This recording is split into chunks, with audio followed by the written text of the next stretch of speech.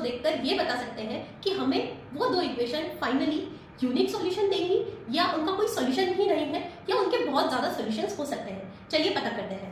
तो मैंने यहाँ पर दो इक्वेशंस ले ली है। आपको x और y की वैल्यू कुछ इस तरह से रखनी है कि हमें RHS अचीव हो जाए। फॉर एग्जाम्पल मैंने फर्स्ट इक्वेशन में x और y की वैल्यू अगर 0 0 रखी तो मुझे RHS 0 मिल जाना है। अगर मैं x की जगह 4 रख देती हूँ और y की जगह मैं 2 रख देती हूँ, दैट इज 2 into 2 4 हो जाएगा।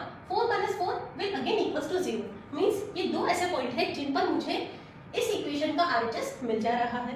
उसी तरह से मैंने सेकंड इक्वेशन में भी ये पॉइंट्स पुट करके देख लिए।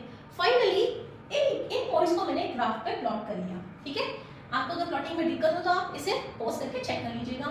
ग्राफ प्लॉट करते ही मैंने क्या देखा कि अगर मैं लाइन प्लॉट करती हूँ तो मुझे एक इंटरसेक्टिंग पॉइंट मिल रहा है, मतलब ये पॉइंट दोनों इक्वेशन में सेम है। तो यहाँ हम कह सकते हैं कि यहाँ हमें एक यूनिक सॉल्यूशन मिला है।